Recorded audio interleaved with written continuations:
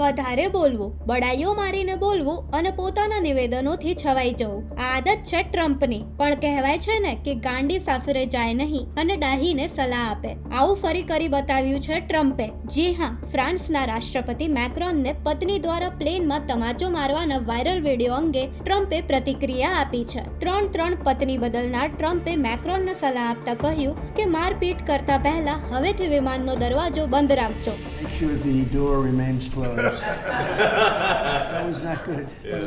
No, I spoke to him, and he's fine too. They're fine. They're two really good people. I know him very well, and I don't know what that was all about, but I know him very well, and they're fine.